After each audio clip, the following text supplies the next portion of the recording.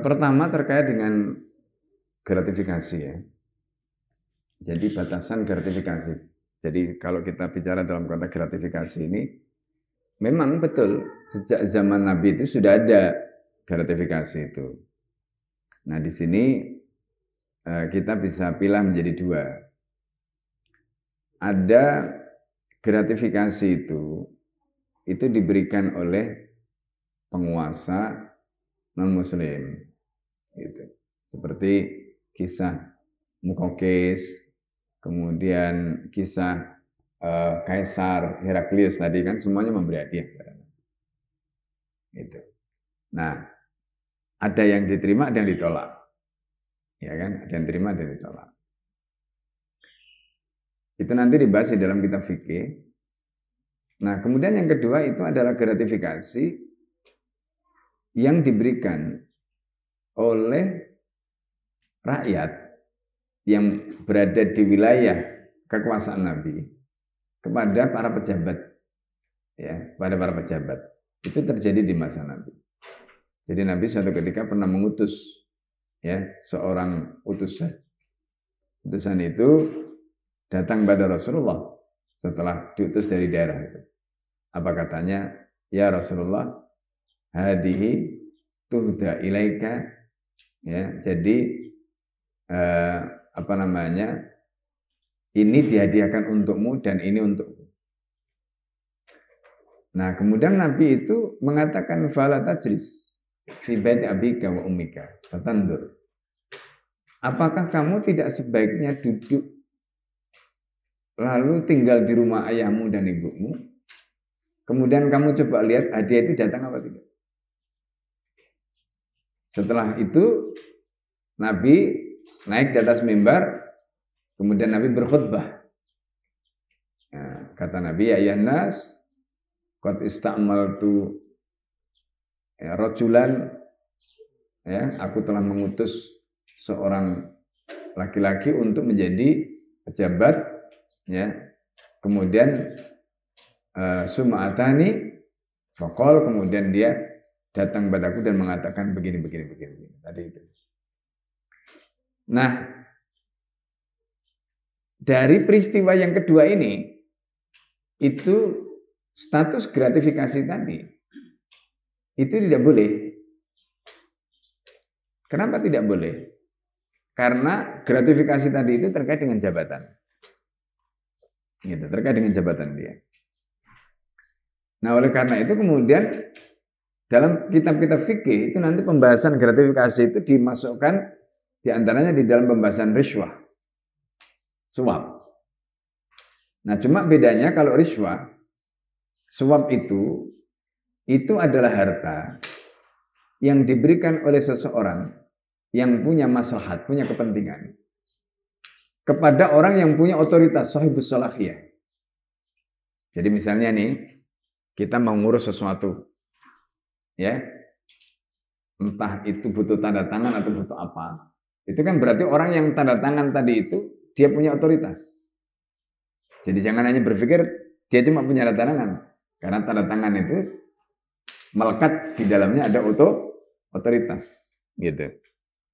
Nah, tujuannya apa?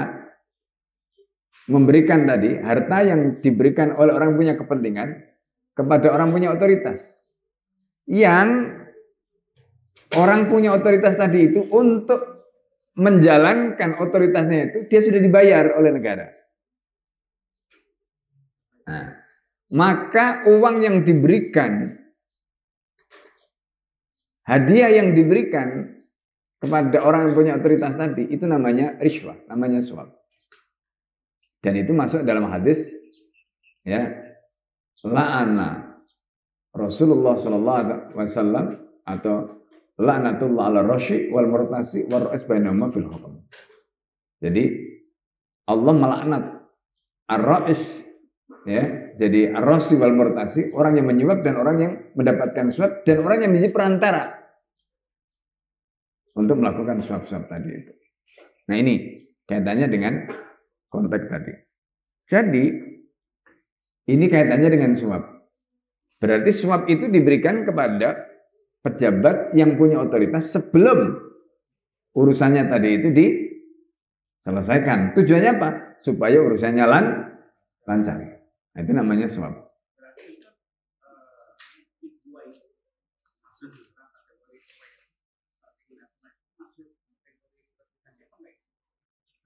Sebentar. Yang kedua itu adalah hadiah. Nah, ulama memasukkan hadiah itu dalam kategori suap. Cuma bedanya hadiah itu diberikan setelahnya. Gitu. Kalau suap itu diberikan di depan, kalau hadiah itu diberikan di belakang. Tapi dua-duanya punya pengaruh. Gitu. Punya pengaruh. Mempengaruhi psikologi. Psikologi siapa? Yang membuat kebijakan. Nah, itu. Oleh karena itu ulama sepakat.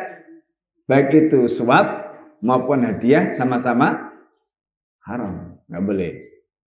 Jadi suap dan hadiah sama-sama haram. Nah, itu yang harus dipahami. Bedanya kalau suap itu di depan, hadiah itu di belakang. Nah, itu. Tapi dua-duanya sama ya. Nah, ini. Itu Pak. Jadi gratifikasi itu posisinya begitu. Ya. Jadi yang kedua tadi, kan tadi kita bahas, yang pertama itu terkait dengan penguasa non-muslim yang memberikan pada Nabi, kadang diterima, kadang ditolak. Tapi yang kedua, ya, dalam kasus ketika pejabat Nabi ini dikirim kemudian dapat hadiah tadi, itu dinyatakan ditolak, tidak boleh.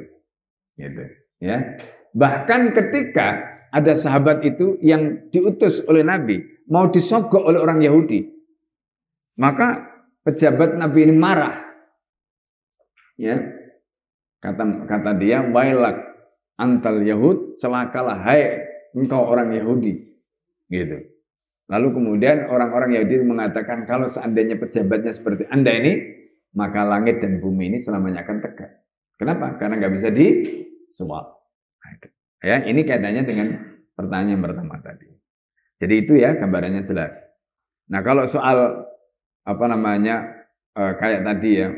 PIK, kemudian apa yang di Kalimantan itu, IKN dan sebagainya, itu orang semuanya sudah tahu lah bahwa di belakang itu ada permainan ini ngasih ini, ya kemudian dapat kompensasi ini, itu semuanya udah tahu, ya. Nah, jadi itu yang membuat Indonesia ini rusak, ya karena begitu. Nah, ini, ya, nah, itu. Kemudian yang kedua tadi itu terkait dengan apa tadi yang pertanyaan kedua, kan ada 3 tadi. Syam ya. Apakah nanti di akhir zaman Syam itu akan kembali lagi menyatu? Insya Allah, karena itu kalau kita perhatikan hadis akhir zaman terkait dengan perang melawan Dajjal, kemudian turunnya Nabi Isa, ya, kemudian kembalinya khilafah di Syam, itu semuanya menunjukkan bahwa Syam itu akan menyatu kembali. Itu menyatu kembali di mana tidak lagi ada Yordan, Palestina, Lebanon, Suriah enggak. Nah, karena yang memecah belah ini kan sebenarnya Sykes-Picot. Ya, Sykes-Picot. Jadi Sykes-Picot itu adalah pejabat dari Inggris dan Prancis ketika itu yang membuat perjanjian, sehingga perjanjian itu disebut dengan perjanjian Sykes-Picot yang membagi-bagi wilayah Timur Tengah ketika itu menjadi kayak sekarang. Dan itu yang kemudian menyebabkan akhirnya lemah kan, itu masing-masing itu lemah. Nah, itu kita lihat bagaimana Lebanon itu kemudian akhirnya, kalau tadi kita cerita Lebanon itu orang Kristen bahasa Arabnya fasik, karena di Lebanon itu justru secara tradisional yang menjadi presiden itu orang Kristen. Ya, kemudian ketua parlemennya itu kalau tidak salah itu dari Muslim tapi Syiah. Kemudian nanti baru ya perdana menterinya itu, nah gitu, itu sudah begitu kesepakatan mereka, ya karena seperti tadi itu. Padahal dulu wilayah ini adalah bagian dari wilayah Islam, itu yang kita mesti paham. Nah dipecah-pecah, ya itu sama lah seperti kasus Singapura dan Malaysia kan. Sehingga Singapura itu kan dulu bagian dari Malaysia, di mana mayoritas Melayu. Begitu dipisahkan Inggris dari Malaysia, akhirnya mayoritas Kristen kan sekarang itu. Nah, kayak gitulah kira itu strategi apa namanya dilakukan oleh penjajah. Nah, karena itu kalau pertanyaan tadi apakah nanti akhir zaman? Insya Allah. Karena hadis-hadis akhir zaman itu semuanya menunjukkan bahwa ini akan bersatu kembali. Gitu, Pak.